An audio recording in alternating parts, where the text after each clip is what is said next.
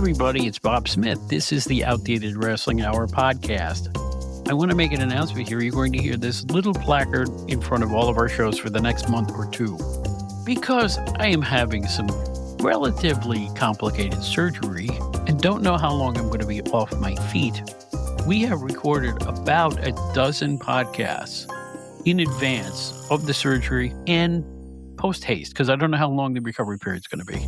So if we make any references on these shows to, well, stuff that's already happened or stuff that was several weeks ago, forgive us. It's simply a situation where we had to do what we had to do to get these shows finished. Hey, enough of my yakking. Let's have some fun. It's the new Outdated Wrestling Hour podcast. We now return you to our regularly scheduled program.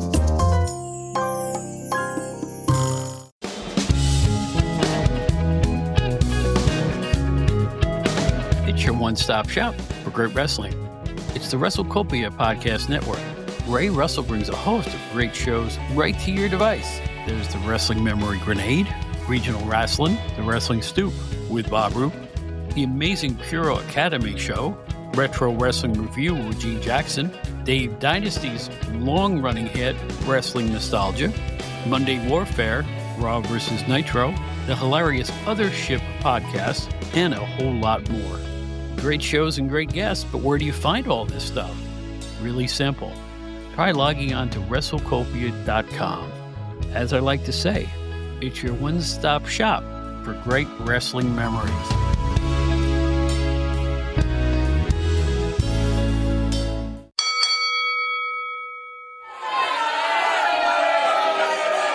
Hello, I'm your ring announcer, Friendly Bob. Welcome back to another evening of states-sanctioned all-championship wrestling pro.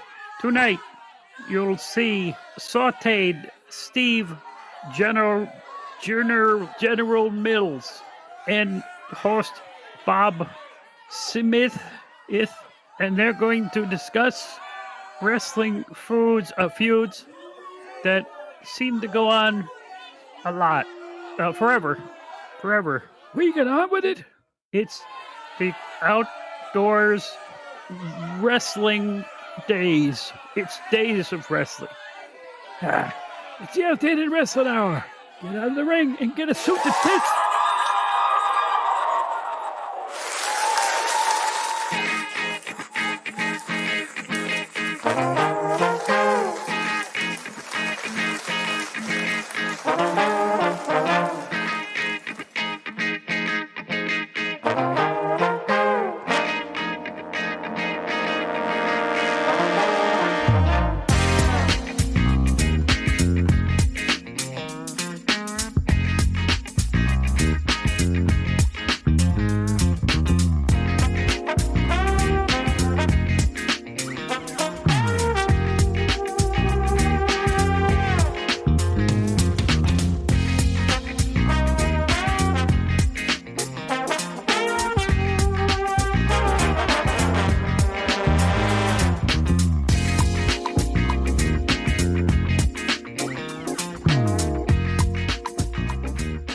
Well, hello, everybody. My name is Bob Smith, the host of the only podcast dumb enough to do Friendly Bob Freed imitations for a guy who hasn't been in a ring in like 50 years. But this is the Outdated Wrestling Hour, damn it.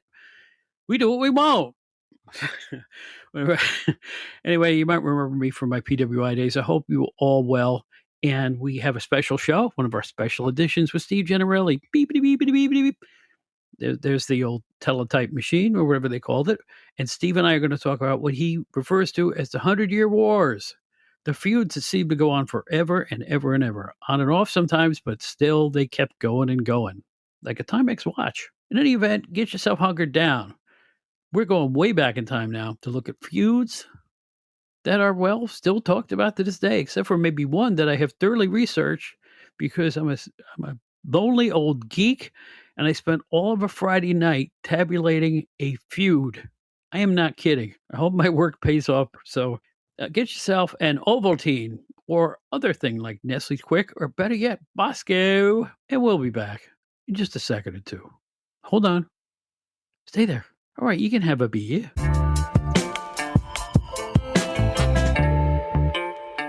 it's special episode time, and we always enjoy this stuff. We are really looking forward to hearing once again from one of our good friends. He's a regular on the Stick to Wrestling with John McAdam podcast on the Arcadian Vanguard Network. You hear him on other shows too, including my feeble little presentation here. It's Steve Gennarelli. Steve, how you doing? It's great to be here with you, and we've come up with a great idea for today's show. We didn't. You did. Come on, be honest. Be honest with the people. Don't lie to the people. So the concept of today's show is what we call the 100-Year Wars, and that's for certain wrestlers who had feuds that went on for not only months or years, but even decades. So that's going to be our topic today. When you said it, I went, boing, that's a good one. I could think of 10 right off the top of my head. I have a brain teaser for you at the end. Now, maybe, and I'll give it a caveat. The one that I'm going to talk about, maybe some people wouldn't consider this kind of thing a feud. But when two people face off against each other 156 times, right? That's a lot. That's a perennial bout that took place. And it's one that I saw a lot as a kid. So we will get into that soon. So, Steve, without further ado, let me just say, a good feud is great. A bad feud is terrible. A classic feud is like, Rick Steamboat versus Ric Flair.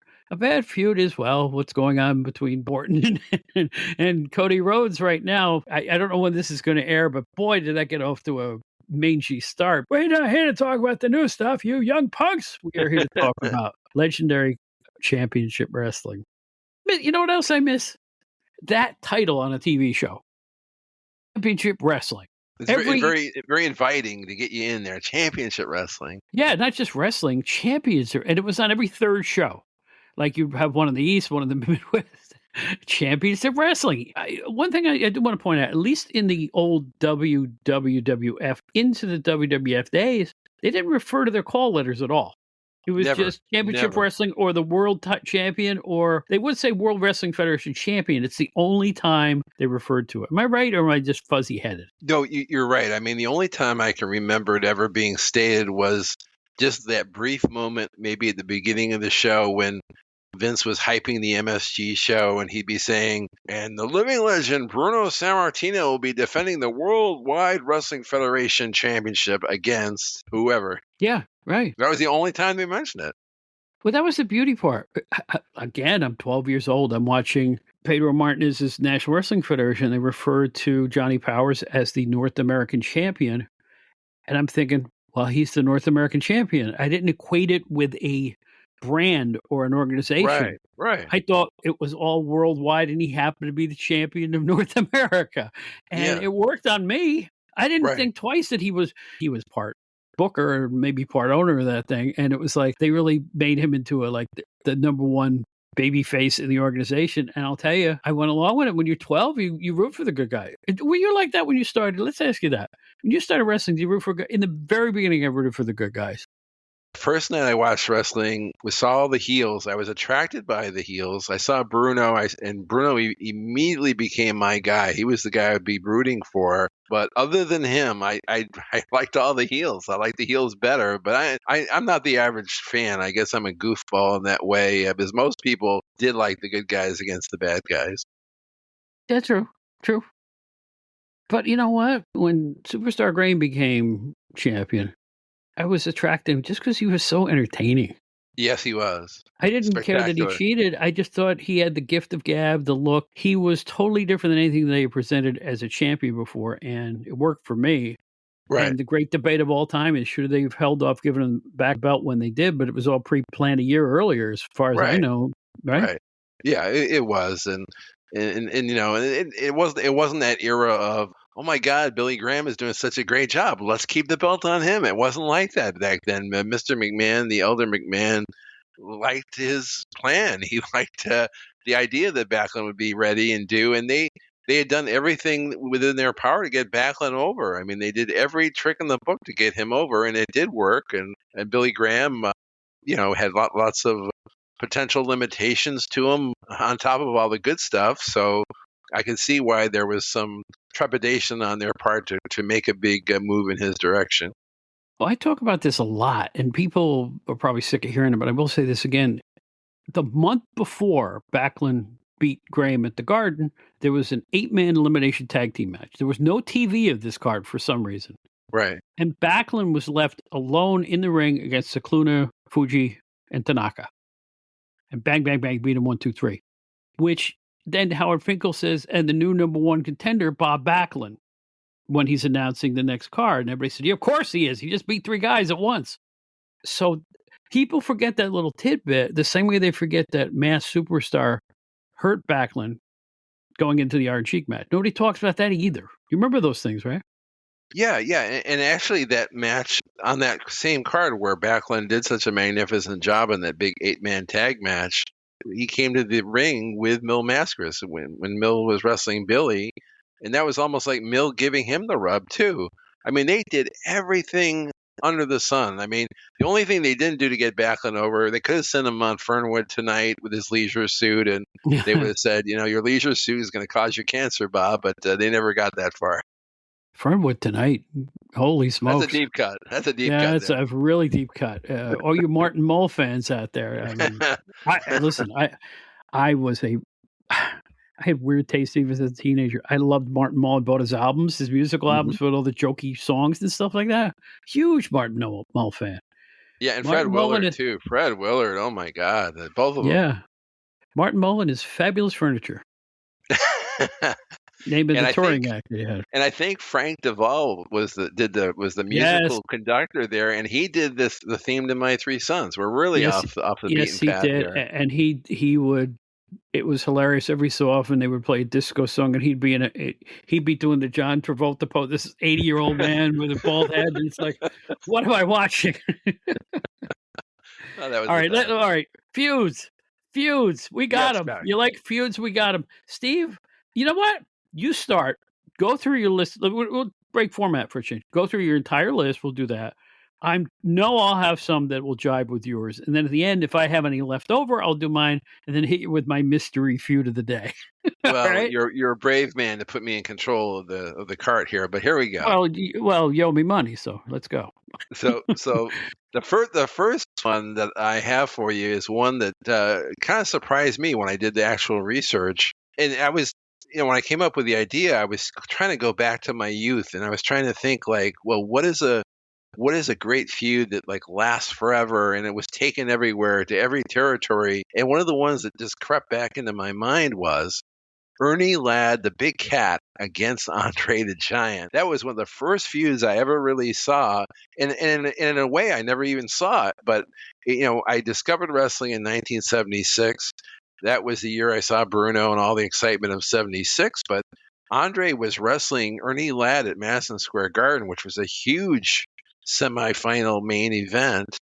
And so I researched it, and I had known just off the top of my head that they had these huge matches in the Superdome working for Bill Watts. And so anyhow, I did the research, and this is what I found out. The first time they ever wrestled each other was in 1974 in Los Angeles, which was probably at the Olympic. Then they wrestled on the Northeast. Actually, it was March of 76. They wrestled in Philadelphia and also Worcester, Mass. Then February of 77, they wrestled in St. Louis. April of 78, they did wrestle in the Superdome. They went to Tulsa. They went to some other Bill Watts towns. In 79, they wrestled at the Nassau County Coliseum. They wrestled in New Haven. 1980, they wrestled here in Tampa at a big show, and that was it. Apparently they never wrestled again, and this was a case of that my mind and my imagination made it out to be a lot bigger than I thought it was.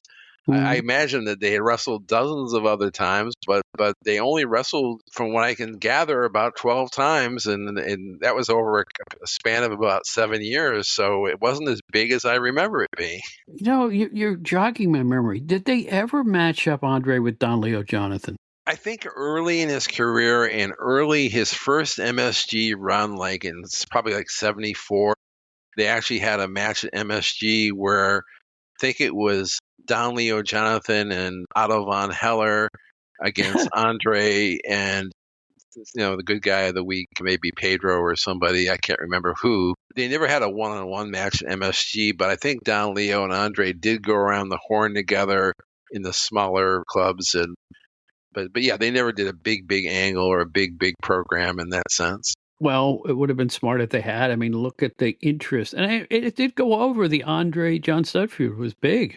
And when I did this research, I thought about the Andre John Studd feud, because when John McAdam and I do our show, and when we're going over every week in the WWF, and these guys were like married together from like 83 through sometime in 86. They're wrestling like nonstop with each other over a 3 to 4 year period. And it's like, the fans are really getting sick of this. But I kind of imagine that the Andre Ernie Ladd feud was like that too. But yeah, much to my surprise, when I did the research, they really only wrestled maybe, a dozen or so times. It wasn't like, I was probably expecting more like 30 times a year for all those years from the mid 70s to the early 80s. You'd think, right? So I'm going to give you another feud. Much like our friend Brian Solomon, I'm a huge mark for the original Sheik, Ed Farhat. And probably his second most famous feud was against Dick the Bruiser. And these guys waged war with each other for multiple decades. So I wanted to take a deeper dive into that and learn a little bit more about it. First time they ever wrestled each other was on August the 12th, 1955, in a city called Angola, Indiana. Later that year, they would wrestle again in cities like Racine, Wisconsin, and Madison, Wisconsin. And at that time, the Sheik was billed as the Sheik of Araby.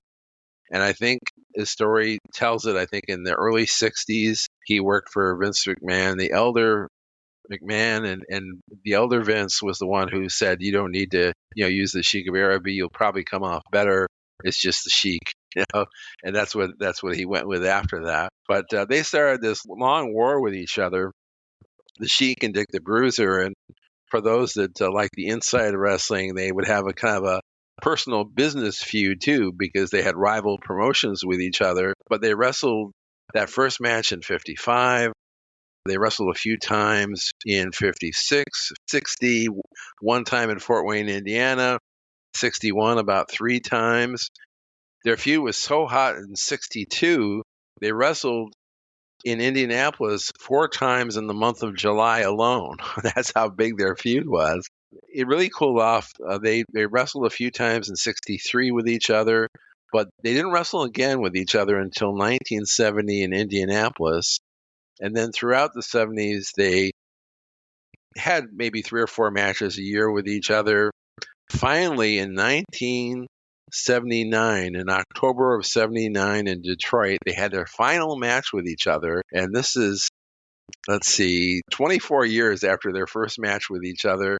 Their final match was billed as a disco versus rock and roll match in Detroit. And that ended their great series with each other. That was it. Well, you got to remember, too, that they were competing promoters right before that period, too. You had Dick the Bruiser with the WWA and him with Big Time Wrestling. And they were at loggerheads for a long time when it came to, like, moving talent around and working against each other, because Bruiser kept trying to encroach on Detroit, as I recall. And no, you're right. And I think Brian covered that in the book, and it was really interesting stuff. As time would go on, during that feud, there were many times where they'd actually team up in the ring together when there was good blood and there was a cooperation between the promotions. But, obviously when there was bad blood, they were really fighting from ticket buyers to come to their towns. Here's the funny part, too. When they finally came to a truce and agreed to actually meet each other in the ring in Detroit, as soon as that feud was over, Big Time Wrestling started to fade. For one reason or another, it just started to fade out. And that may have been the beginning of the end, because without the promotion war, the two fans' bases going at each other and stuff like that, everything seemed unexciting, I guess. Not to mention the fact that a lot of people were leaving Big Time Wrestling for better payoffs elsewhere. That was one of those negative things that happened to Sheik's promotion. And it's just sad, because I'm looking at all these cards from the 60s to the 70s to the early 80s, and they had so much talent, so many huge names. And you see these names of guys who meant a lot and guys who were box office, like a guy like Lord Layton in the 60s was box office. He was a huge name there. But, as he got older, he couldn't work anymore. A lot of these guys that were big in the early 70s, by the time of the late 70s, guys like Louis Martinez and Igor and others weren't physically at their top of their game anymore. And if they were going to be on his cards, it was, kind of watered down wrestling. With that in mind, I have another feud I wanted to mention. I figure this is a popular discussion on the show would be a feud between Bruno Sammartino against Killer Kowalski, another really long-running feud. And the first time they ever met was in February 22, 1960 at Madison Square Garden. Talk about an auspicious debut for their feud. I mean, Bruno had only been a pro for about a year. Kowalski was much more experienced than Bruno was, but they wrestled again later in that year in Montreal. They wrestled a couple of times in 61. They wrestled about 3 or 4 times in 62. In Bruno's championship year of 63, they wrestled 11 times in different cities, mainly on the East Coast. In 64, they wrestled 24 times. 66, just 3 times. In 1969, they wrestled 28 times, including their famous match at Fenway Park. 1975 times. 5 is they're both have their hair extensions in. But 9 matches then. Wait, hold on. Wasn't 75 Kowalski with the mask? Actually, 74 was with the hairpiece, but there were times during that time frame he did wear the mask instead, so it was kind of like right. Yes or no. I have 19 times they wrestled in 74. It was 9 times in 73. He wrestled Bruno a few times as Executioner #1 in 76 or 77. I didn't count those since he wasn't Killer Kowalski, but that was a very interesting feud since they really were huge box office with each other. And they did have a great mini feud in Los Angeles around 1972, around the time that Bruno won the big battle royal out there for the LaBelle promotion. There is a piece of tape of Bruno and Kowalski from the Garden. It's got to be one of the all-time favorites on YouTube because it's a match where Kowalski had bloodied Bruno, beaten him down. It looked like Bruno was spent, and then Bruno, I hate to say hulks up, but he gets his dander up at one point, and he can't be stopped. Kowalski's trying everything. He's biting, he's kicking, he's gouging, he's hitting, he's choking. Bruno could not be stopped, and he roars back for the pinfall, and the place goes ballistic. Yeah, you can see like the garden shake. The fans made the building shake. It was so contagious. His hulking up. I was talking about the Sheik earlier. We can't talk about the Sheik without his epic feud, his memorable feud with Bobo Brazil. These are the guys that made big time wrestling in the Detroit area in Toronto. The first time they ever did business together was in May of '56. Jeez. And they wrestled in what I think was Bobo's hometown. Is it Benton Harbor, Michigan? I think that's right. And that was the first time they ever did business together. They wrestled again, not until January of '61. They had some matches in Indiana, Milwaukee, Indianapolis, West Virginia. They wrestled actually 15 times in '61. They wrestled throughout the 60s with each other. 65, 12 times, 67, 18 times, 69, 15 times, 1970, 13 times, 1973, 19 times. And the final matches they had together that I can find recorded, 86, they wrestled, actually Akron, Ohio it was. They wrestled on July 20th, 1986. And then they wrestled in Detroit in 1991, one final time, September 23, 1991. That's amazing. Okay, but I do want to mention one thing, though. Sheik Bobo was part of the death knell of Big Time Wrestling. The final Big Time Wrestling card that was supposed to be in Detroit at the Cobo, one of the featured matches was the return of Bobo versus the Sheik, and Bobo no-showed. Oh, my goodness. He no-showed on the final card there, and which goes to show you how far the Sheik's stock had fallen. Right. Even his most loyal opponents and friends, he was kind of alone at that point, and that was it. That they closed up shop after that card where he was supposed to have taken on Bobo. He ended up, I believe, taking on Bill White. Right. Bill White. So Yeah. what few fans attended had to be disappointed, and well, then maybe not, because they sat through all those 5-minute main events for all those years, right? Well, I think Ed Farhat, the Sheik, has got to be one of the greatest characters in wrestling history. No question. I think he's the greatest villain of all time for sure. Now, a feud that's more timely, more up to date that I'll mention: the incredible Nature Boy Ric Flair against Rowdy Roddy Piper. They had a 100-year war that began actually with their first meeting November 10th, 1973. It was a TV match in the AWA taping in Minneapolis. It was the first time they ever met in the ring, was November 10th of 73. They wrestled a week later. Flair won both these matches. He won the second match in Davenport, Iowa, and they wouldn't wrestle each other again until November 18th, 1980, where Piper beat Flair. He finally got his measure of revenge in Raleigh, North Carolina. And they had a great feud in the Jim Crockett Promotions, which our mutual friend Tony Richards has told me about. He lived through it. They had 8 more matches in 1980. They had 36 matches with each other in 1981, which is amazing. 8 matches in 82, 8 matches in 83. In 91 in the WWF, when Flair made his big debut in the WWF with the belt, he wrestled Piper 23 times, which is very impressive. The following year, he wrestled Piper 28 times, very impressive. When Piper came over to WCW during the Eric Bischoff Monday Night Wars era, they wrestled a couple of times in 97, a couple of times in 99. And together, when they were both really over the hill, they were both in the Moose Cholak years of their career. They won the WWF title belts in 2006. You had to say that, because it's like there is nothing sadder than watching Moose Sherlock circa 1985 stumble up the ring steps in Indianapolis or wherever they were promoting for the Bruiser Bedlam and just kind of letting some guy bounce off him for 2 minutes and then he falls on him and that's the whole match. It was kind of sad to watch. But from what I believe Mr. Jaffe, Jerry Jaffe, and Terry Sullivan both told me, he was coming all the way in from Chicago to those matches and just loved to do it, and that's why he kept doing it. That was it. Here's the odd part. Big old 400-pound guy, still over with the fans to the last day he ever grabbed the ring ropes. If he's second on the card, who's he hurting, right? No, not at all. And he was a draw. I mean, if you didn't like his repertoire of moves, he could still draw people in. People wanted to see this guy come with antlers on his head.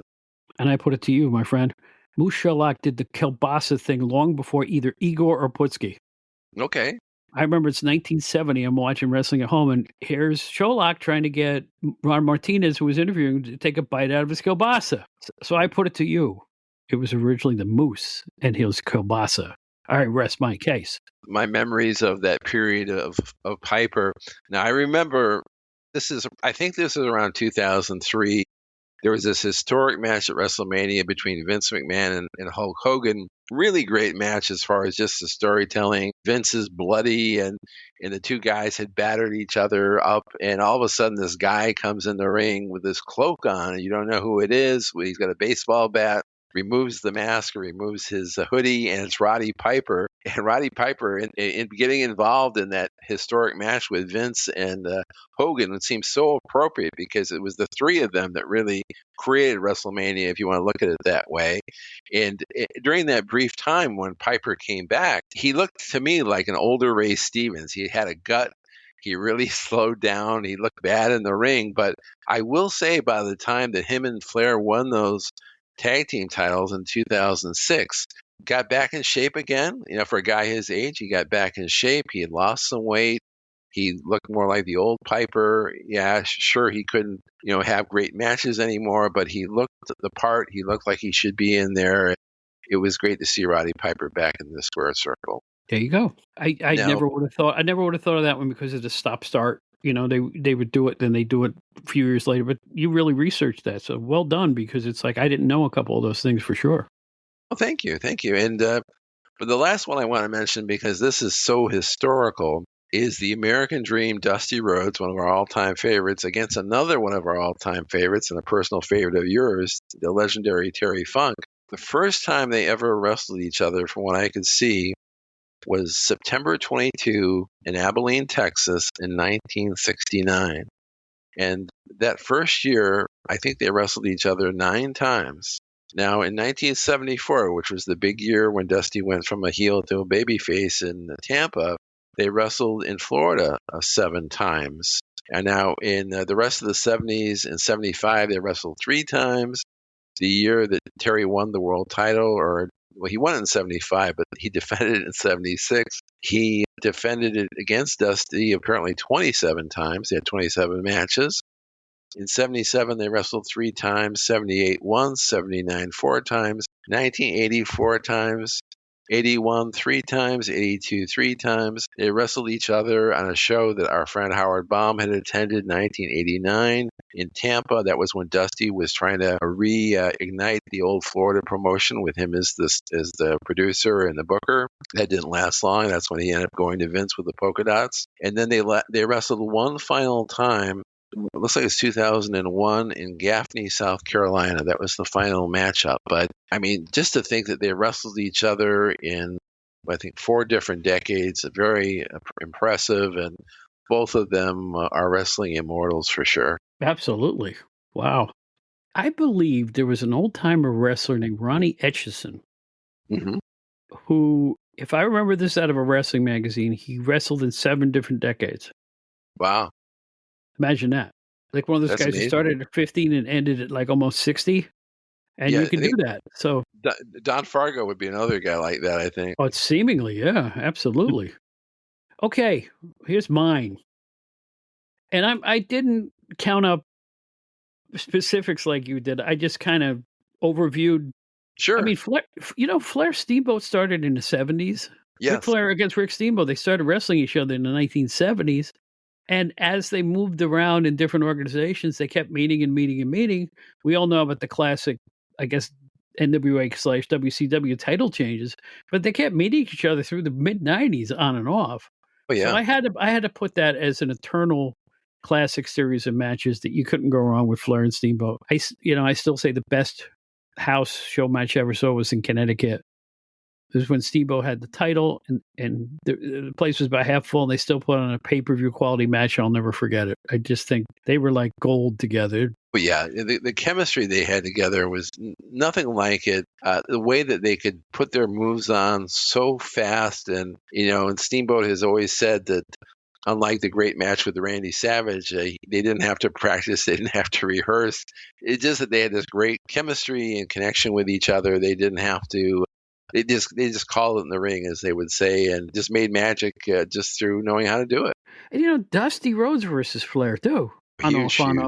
From the 70s, we can count the 2000s because of the WWE thing, but that was box office gold too. And they worked a lot together.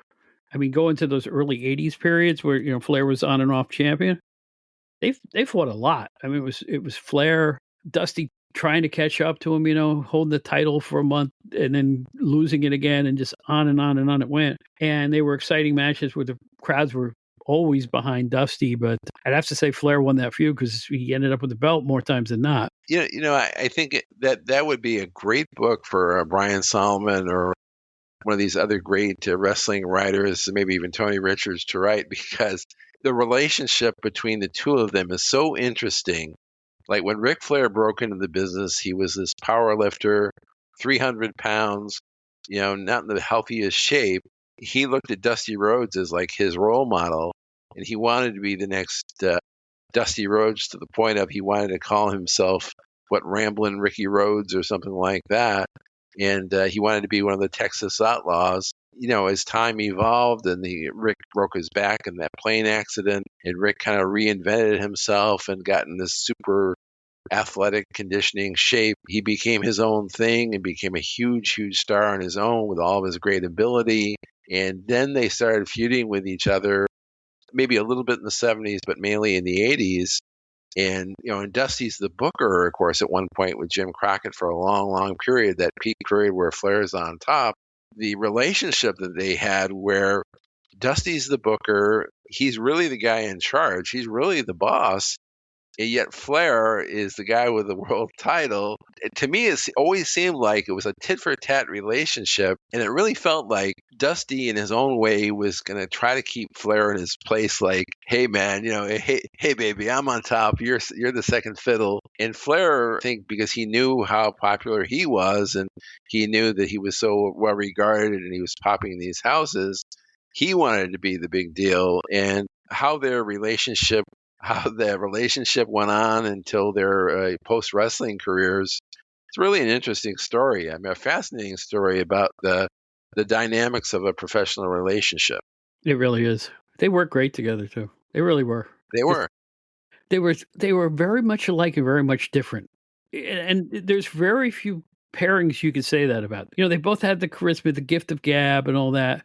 Their styles were very different, and the fans hated Flair as much as they loved Dusty, really. I mean, it worked like gangbusters. When WCW was on its very last legs and they were having the very last couple of episodes of Nitro on TNT, there was an episode there where I think it was like Flair and Dusty were maybe like the last two guys in the ring, and they were tossing everybody out, and Dusty was giving everybody the elbow, and Flair was chopping everybody out of the ring. And it was almost like the TBS show with the Jim Crockett Promotions started with those two on top, and they almost like they ended the Nitro with those two on top again. Everything had come full circle. I think all the fans listening to this, and for you and I, we have nothing but fond memories of Ric Flair, the wrestler, and Dusty Rhodes, the wrestler.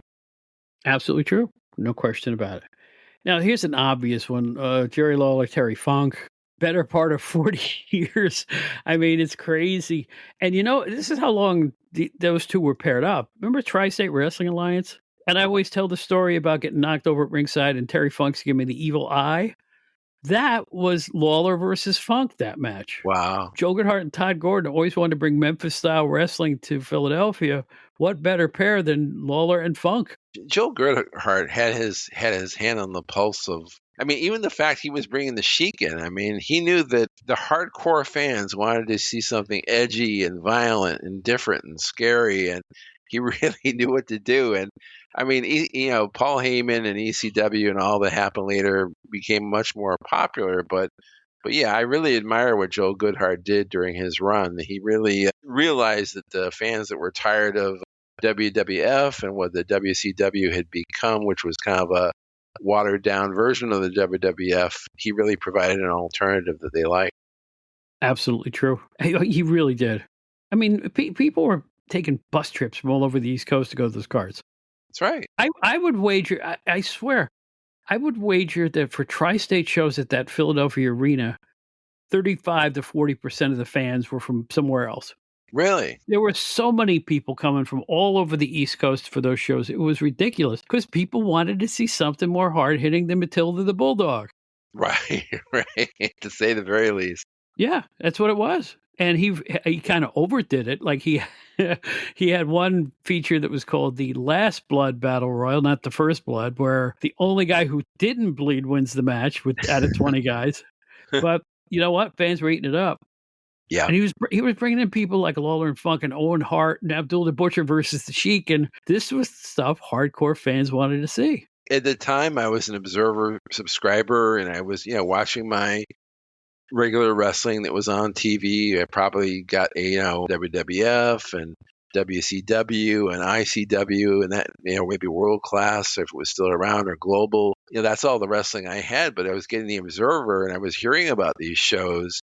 Jerry Lawler against Terry Funk in Philadelphia, or some match in New Jersey or something, and it's like, man, I'd like to go to these. And like you said, some smart guy decided to put some excursions together. Let's rent a bus. I mean, that's what my dad did with the Yankee games, but a wrestling excursion sounds like a pretty wild night. So. Absolutely true. Oh, and bus trips. I went on a bus trip. I guess it was there. Yeah. They had a thing called the Magic Bus. That was the name of the company. And they were playing VHS tapes in the bus. Yeah. And I took Al Bello, who now works for Getty Images. Him and I went and covered one of these shows. And on the way home, after sitting with all these wrestling fans for 4 hours, Al goes, don't you ever take me on one of these things again. Oh, God. And that's all I'm going to say. Don't he Okay. wasn't mad. He was just he had it with the, hey Bob, who's winning the wrestle thing? You know, it's all we were peppered with that all night. Now we all know that Ivan Koloff had one of the great upsets in wrestling history when he beat in '71 Bruno Sammartino for the WWF title. I call that a feud because they go back long before that match. That's right. In fact, I remember reading a wrestling magazine account of the match, and one fan was saying, how could Koloff beat Bruno? Because Bruno beat Koloff a whole mess of times before this, which was true. And then when Koloff would come back to the WWF, I remember around 82, 83, he came back again. I think that was a pretty long feud. Koloff was kind of perennial. He would come and go, but I know they must have wrestled at least 20 times against each other. Yeah, it was a very long feud. You had they wrestled in the '60s with each other. They had the turn in '71. He came back in '75 for the first ever MSG cage match. They had a big match in '78 at MSG. So it just went on forever. And the fact that you mentioned that, I feel I have to mention the great feud between superstar Billy Graham and Bruno Sammartino. So they had wrestled in a tag match in Boston Garden in late '75, and actually Bruno took a pinfall loss to Billy Graham in that match. And then they had one singles match in '75, and then in '76 they had their big feud where they wrestled probably like 15 to 20 times. They probably would have wrestled a lot more if it wasn't for the Stan Hansen injury. And then in '77, when Billy came back and beat Bruno for the title, they wrestled about maybe 10 or so times that year. There was a match in late '78 at MSG, maybe one other match at Philly. There was the match at the Spectrum right before Backlund won the belt. That match in the cage where Billy wanted Bruno to go out first to win. And then they had a match in Houston, a one-off match in the 1980 for Paul Bosch. To me, as a young fan then, and looking back on my wrestling years now, I always think of Bruno and Billy Graham as the ultimate feud for me. That's my go-to number one feud, probably. Yes, that was a great one. Great, Yeah. just great matches every time. They really were. Oh yeah. Now I'm going to do something a little more contemporary. Randy Orton's all in the news of late. Right. I don't know when this tape is going to make the air, but right now Orton is gearing up for WrestleMania. But Cena versus Orton goes all the way back to Ohio Valley Wrestling in 2001. Holy cow. If you go by the Prototype versus, I forget what their names were there. One was Randy Orton, I think. Wasn't Cena the Prototype or something like that? I never. I'll be honest with you. I never had an opportunity to see Ohio Valley. I think you're right with the Prototype. I think that is correct. But he wasn't John Cena in the beginning because he was so built. I think they made him out like he was almost like a robot man type of guy. One of those things. And they wrestled as recently as Backlash 2025 for the title. Because Cena had the title again last year. Yeah. So and on and off throughout the 90s, just keep going and going. They probably wrestled each other 50 times for sure. And Randy Orton, in my opinion, doesn't get enough credit because he's had a long, massive career with tons of success, and there's been periods where he's been away from TV, he's been off of TV for many, many months rehabbing or getting healthy or what have you, and when he comes back, the fan base just adores him, and they treat him like a legend the way that you and I treated Bruno when he would come back after being away for a while.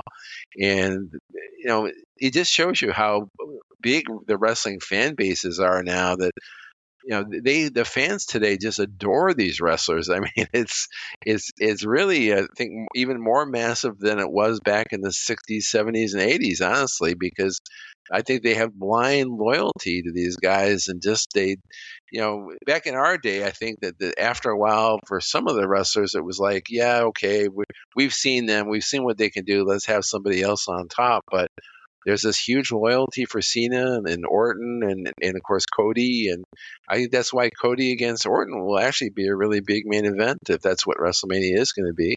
I will say this: it's at the point now with, like you say, fan adoration.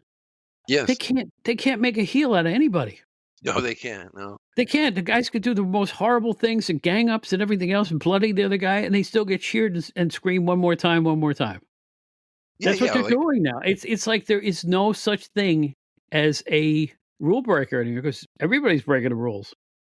yeah, it's just the way people look at wrestling differently now than the way they used to. I mean, like when they did that really stupid angle, hey, let's turn John Cena heel after all these years and all the goodwill he's built up, and of course the fans kept cheering him. What did they expect was going to happen? It would be akin to like when Bruno was still around, but Hogan was the champion, and they turned Bruno on Hogan. A lot of the people would have kept rooting for Bruno. I mean, it's just, there's such a devotion to certain wrestlers, and I guess what makes wrestling so different than any other sport. It's impossible to think of Rick Steamboat as a rule breaker, and it's impossible to think of Bruno Sammartino in the same way. It just when you even brought up the possibility of Bruno being a bad guy, I'm like, this could never ever happen. That would be a sacrilege because you know what? That would be the end. I'd be the last old school guy to turn, and it would have been, to be honest with you, I don't know how the fans would react. You brought up a really good point. We should do a show called "What If." Right, because like, what if Bruno ever all of a sudden was managed by Lou Albano? Could you imagine? Or Lou Albin, as you would call him. He took the O off as he's no longer Italian, but There you go. Yeah, yeah. I mean, there was actually a really good discussion in Brian Solomon's Facebook group about the idea of Bruno wrestling Hogan. I mean, this thread just went on forever. I mean, there was like 400 comments on it. People really felt strongly about that topic of, what if Bruno ever wrestled Hogan, and that was very interesting. odd enough to think that they actually wrestled together in a tag team once. I know that's my holy grail match that I would like to get a copy of, but there's nobody was there to tape it, so there's no copy. I guess not. But you know what? They taped a lot of from the '70s through the 2000s, deep into them. Yeah, that's I true. mean, you think of Memphis, Tennessee, you think of barbecue, blues, you think of Beale Street, and you think of Bill Dundee versus Jerry Lawler. Yo, what a long feud that was. Perennial. Even though they ended up tagging together a lot, and sometimes they would be friends, it was we hate each other, we get along. We hate each other, we get along. And some people say, and I don't know if this is true or not, that kind of mimic real life too. Yeah. But all I know is that they did box office. Anytime they were on top, you're going to get a big action match with a lot of drama. I mean, they were made for each other. They really were. No, they were. I mean, Jerry Lawler is not a big guy. Dundee, of course, is shorter, but they had a great chemistry together, and they had great heat with each other. And sometimes they tagged together. Sometimes they were both baby faces. Their ongoing soap opera or feud with each other in Memphis was just one of those ongoing highlights that people really love. That's what I loved about Memphis wrestling. You could be a bad guy, right? Everybody's booing you in the studio. But everybody was so realistic in their portrayals of what they were doing that somebody new would come along who was worse. And then Right. all of a sudden, the previous bad guy goes, "We can't accept this. I'm going to team with him to get him." That's And, cool. and That's cool. everybody bought it every time. That's really cool. Yeah, that's a great take on your part, Bob. Something I was addicted to the USWA when I was with the magazines. Like I always say, that was one of the great perks I had is to be able to watch that show every week, even though I was in New York City. You know what I'm saying? No, I was just gonna say when I finally got to watch USWA on ESPN and all that, that was such a treat. And I remember Terry Funk coming in and giving Lawler multiple pile drivers and leaving him for dead. And I think he even got Frank Morrell, the old referee, and gave him a pile driver too. Oh my gosh. Yep. That's the style. That was the thing. But here's the difference. Everybody booed the guys who were doing it. Now That's people will be right. screaming, "One more time, one more to get out of here. That's right. You That's young right. punks, what do you know?" All right. I know. We talked about this. You and I and Tony Richards did the wonderful show on the 60s, which everybody really enjoyed. Here's something. We'll go even earlier than that. In Knoxville, Tennessee, 10 years of Ron Wright versus Whitey Caldwell. Wow. That feud lasted a decade. And because, I believe it was Caldwell that got hurt for a while, so he couldn't compete. but they went right back at it as soon as he was healthy enough to do it again. And it's got to be one of the most legendary feuds, mainly because I think it set the style points for Memphis brawling that they kept doing forever after that. Bloody, wild, strap matches and this and that and the other thing. It really did set the tone for Memphis hot action, really. Well, yeah. I would love to see some footage of that. I know it probably doesn't even exist, but I would love to see it. And I've read some about it. I know guys like Tony Richards have put a lot of great recaps and histories of those things, and I would love to learn more about it. Those areas, not just Memphis, but areas like the Fuller's territory, Gulf Coast. There's so many different areas that haven't received the attention that is due. And Amarillo is one I know that Tony's working on that too. But there's just so many great areas of wrestling that they're so untapped, and there's so much out there we can only learn so much about. I look forward to reading more about these. And go back to the 70s. They didn't wrestle often, but everybody looked forward to Vern Gagne versus Billy Robinson. Oh, yeah. It was intermittent. It was a perennial. We want to see these guys match up in an era where the fans would accept two scientific guys going at each other. Yeah, I think seeing these guys wrestle in a scientific way would be no different than watching like a tennis match between maybe Bjorn Borg and Jimmy Connors. Like these guys who are big stars, the top of their game, and they work a different style. I mean, obviously Robinson was the European, Gagne was the American, and they had their unique traits and their unique maneuvers. And that was a real sweet spot for the AWA, those types of matches, because other than those two, I mean, there was a lot of brawling in the AWA, and it was just kind of a rollicking, fun promotion. Here's another Gagne feud that time is forgotten. For years, he feuded with Roughhouse, Hard-Boiled Haggerty. You can look it up.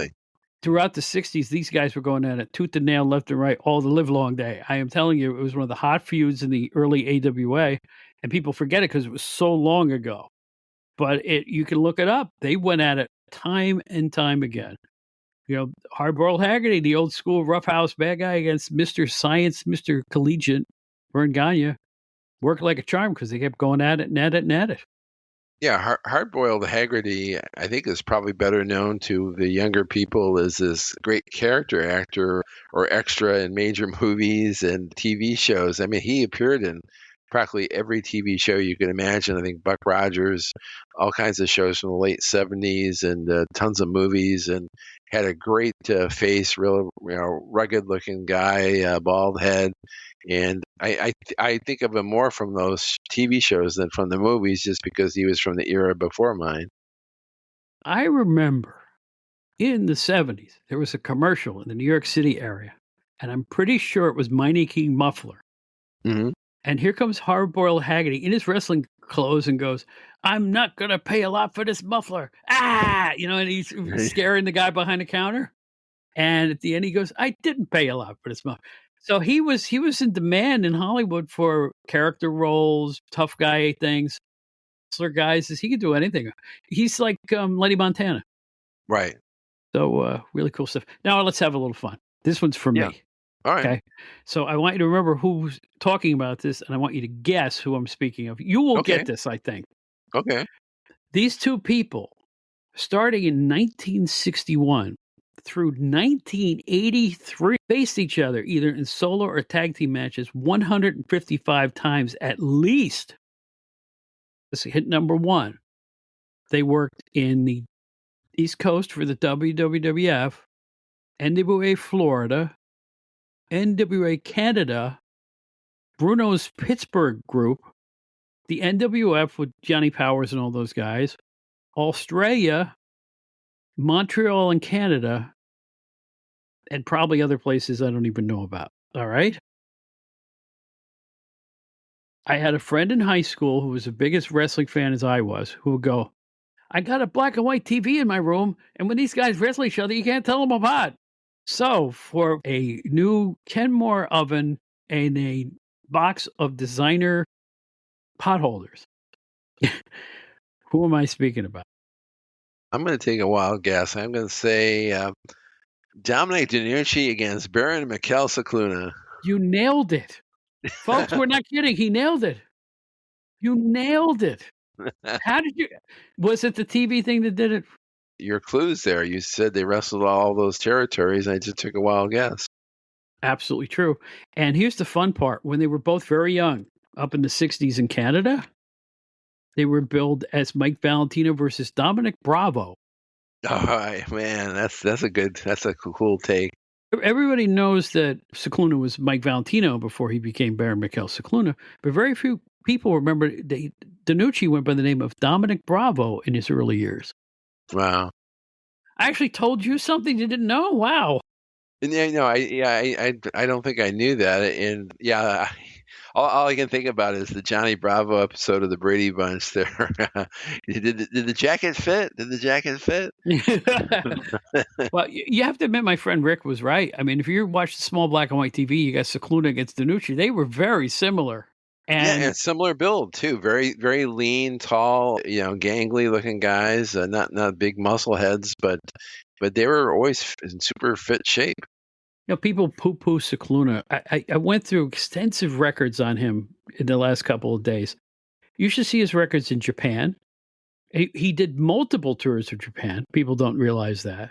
Even when Backlund was titled, they actually teamed in Japan. Backlund and Cicluna. If you can't picture that, that's crazy. But they didn't do the good guy bad thing in Japan. They just kind of wrestled there. Also, around when Vince brought him in, Cicluna didn't lose for like 3 years. I mean, he was really on top around 65, 66, 67 and going into that. It's only after the Pedro Morales years came that they started to fade him out, fade him down. And the fact that he wanted to stay there and agreed to do whatever they asked him to do, how could you not admire a guy for that? No, he was a really good guy, and he was part of Bruno's crew. They were all tight friends with each other. Pittsburgh, yeah, and thanks to Davey O'Hannon, he helped Mike get a job with the New York Times delivering newspapers, and that helped him get a pension. I think helped him get extra money. I think the elder McMahon didn't really pay the guys lower on the card that much, but it really. He really, I guess, had a nice post-wrestling career, getting his pension and retiring in Pittsburgh. And he was honored a few times. He got in the WWF Hall of Fame. He got in some other wrestling Hall of Fames. And, of course, he was honored by you in your very first episode. So Mike Cicluna gone, but definitely not forgotten. Well, you know what? I am going to meet Mr. Johnny Rods at Gleason's Gym sometime, hopefully in the next few weeks as we record this, and we're gonna veer off in all different old school his memories of a lot of the people. He remember Rods worked from around 65 through about 85. It was crazy. Right. That's right. And I guess I don't know how to take the money thing when it comes to guys who weren't champions, because they must have been making enough to survive on you. You wouldn't do it for 30 years, right? Yeah, Johnny Rods, I think, must have gotten a good salary because he was very important to them. He was kind of like the guy that would feel out the new guys and test them in the ring, and I think he gave a lot of good feedback to Mr. McMahon above to know who to push, who to go with, and he was kind of like almost like one of their policemen, like a guy that if somebody had to maybe deliver a message to, he could do something like that in the ring too. Yeah, well, I'll tell you what too. Dominic, let's give hats off to Dominic DeNucci too. Always, Bruno was his paisan, and Dominic was really limited but really unique. One thing I knew, he was a big star. I mean, in places like San Francisco and places like Australia, he was huge. I mean, you and I think of him probably because we're from the Northeast. We think of him more as like Bruno's, Robin to Bruno's Batman, but he was more than that. He was a star in other territories. He wrestled the Sheik in Toronto. He was big. I don't think Dominic had such a unique style. I can't remember. He couldn't fall either forwards or backwards, no matter how he got hit. Like, I remember this. He was very rarely take a fall straight down. He had a unique way of bracing himself, I think. I just noticed that even if he was hit from the front, he'd fall from the back, or if he was hit from the back, he'd fall. He wouldn't do it. He'd do the opposite what you think when he fell. But you know what? Cicluna grabbed his ear every time he got hit.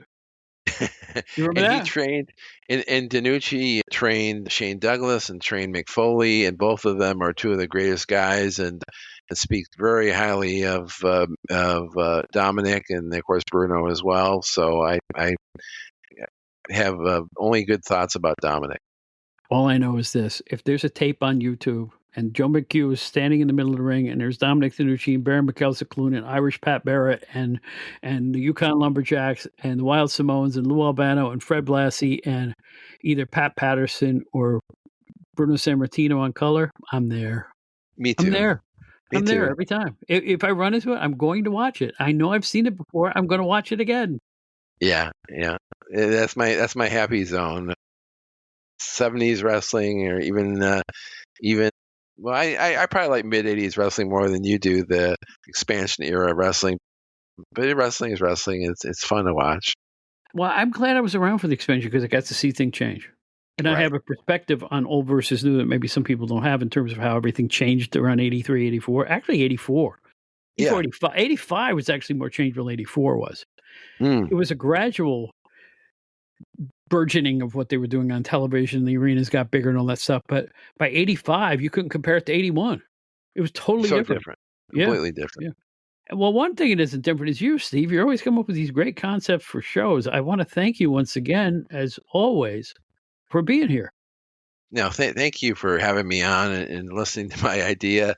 I mean, you and I have always, I mean, one thing we have in common is we just love going back into the past with wrestling and looking at, the history of it and how it affected us and our memories of it. And I guess what we're trying to do is share it with the audience. I know some people in the audience are about our age, and it's kind of like bringing back memories for them, but it's also helping the younger people who might be listening, and having them learn from our wisdom and from our older eyes and ears of what really happened back in the day. I have such a head for old stuff that I'm going to do a complete show with one trivia nugget after another, just trivia. Just stuff that people may not know. I mean, really obscure stuff about famous people or famous wrestlers or organizations they may not know. So we're going to do an entire show on trivia. You can join in on that if you want to. I would love to. It's like I got so much. I can't remember my anniversary, but I can remember something that happened in wrestling in 1977. Help me, somebody help. I need help. The one of the reasons why you're in such demand for your show and why your show is so popular, people remember you from PWI and from your other magazines and your contributions, and it just cannot be underappreciated. And I'll mention Brian Solomon too, because he still writes and still does things for Pro Wrestling Illustrated and the other magazines. It's really remarkable the hold that the wrestling magazines had on us, and what they provided to us. Just even the rankings, those wrestler rankings, like when I would pick one up in 76 or 77, it was usually like on page 4 or 5, and they had these little blocks, one for WWF, one for the AWA, one for the NWA, one for tag teams. And it just created so much imagination in your mind, like, God, these leagues must be huge. These federations must be huge. And you had no idea of like how big they were, and how much they cooperated or didn't cooperate, and how massive or unmassive they were. But it was just so, it always comes back to that mystery of wrestling. It was so mysterious. The magazines gave you little bits and pieces of the puzzle, but it was so much mystery involved. That's what drew you back, I think, every week. And you know something? If I have one regret about my wrestling life, so called, is that around 94, I said, that's it. And I stopped cold. I just thought the industry was kind of weak at that point, and Right. I had grown not embittered, but I just felt it was the cosmic screwing of having to leave PWI in the first place and all that other stuff. I just said, that's it. Let me go do something else. But if I had known that people would remember anything that I did personally decades later, I never would have left the business. I would have found a reason to stay in it somehow.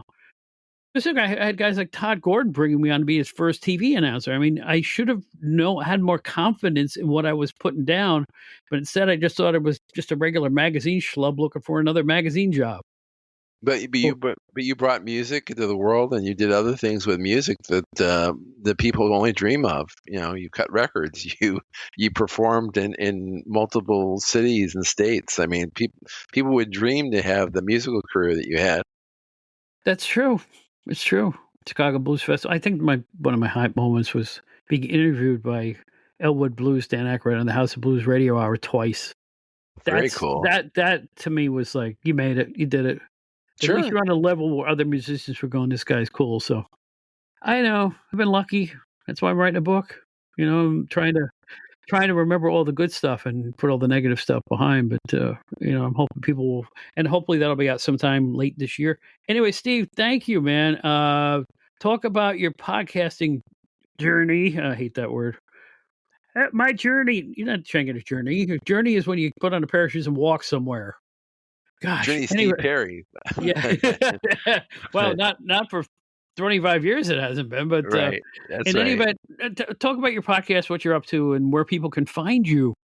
Thank you. Well, I'm a semi-regular here on the Bob Smith Outdated Wrestling Hour, but I'm not every Friday, but oftentimes I'm on the great Stick to Wrestling with John McAdam from the Arcadian Vanguard Network, and usually maybe once every couple of months I'm on the Pro Wrestling Time Tunnel with Tony Richards as well. So I'm lucky I've got these three great friends, John and Bob and Tony, that invite me on their shows, and this I really enjoy doing this with you, Bob. It's a lot of fun, and I'm never disappointed to do it with you. Well, you know, Steve's a cool guy.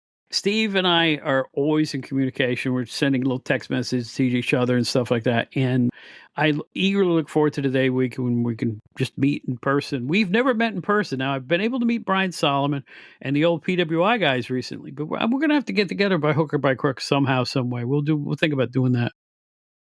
Well, after we're done recording, I'll give you some news that may make that happen sooner than you can imagine. Uh-oh. All right. Well, we're gonna go kibitz. Steve, thanks again, my friend. Thank you, Bob. Thanks for having me on.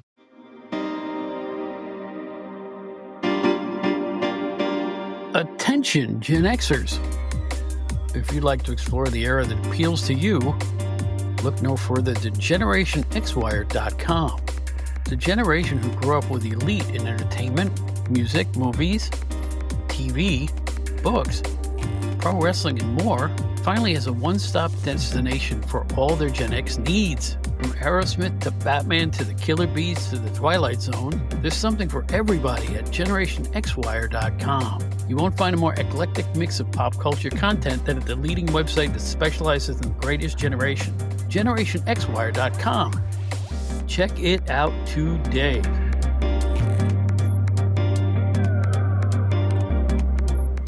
And there's another special edition episode in the books. You will once again hear the dulcet tones of Joe Puccio as our co-host on most of our episodes. But for right now, we are busy recording these special episodes due to a personal thing that's going on in my life. And I may be tied up, shall we say, for a week or two at a time come June and July. So these shows are really different. I mean, everything about these shows is different. It's just the two of us. It's either myself and my guest, or usually Steve Gennarelli, and we use a different studio, different microphones, everything. And this is entirely different just because we do not want to miss a week of this podcast. Every Friday, you're getting a new podcast by hook or by crook, come hell or high water, no matter what, as Bob 10 minutes from now would say. In any event, write to us, outdatedwrestling@gmail.com. Find me on Facebook. I'm the only Bob Smith singing with BB King. I am on every social media app I can think of. Usually it's outdated_Bob or just plain Bob Smith. You'll find me. I use the same publicity photo that I use on Facebook and every one of my social media accounts. So please check that out. Our website, outdatedwrestlinghour.buzzsprout.com, where you can get every one of our episodes at the press of a button for your listening pleasure. You can also find out about the Outdated Wrestling Hour fan club, or for a nominal fee, $3. You can help perpetuate the ongoing adventures of this show, as well as her sister entertainment podcast called, well, the Outdated Entertainment Hour. By the way, you may want to check that out. Recent episode had Craig Peters and I talking about Mad Magazine and our love of the 60s and 70s and 80s Mad Magazine. Both the Outdated Wrestling Hour and the Outdated Entertainment Hour are productions of Bob Smith Podcasts. The Outdated Wrestling Hour is affiliated with the WrestleCopia Podcast Network. That is it for now. Thank you, Steve Gennarelli, my friend. It's always a pleasure. Always a good one, Steve. Always a good one. So until next time, I'm Bob Smith, the old PWI guy, saying, just like Ringo Starr always says, peace and love, brothers and sisters. Peace and love.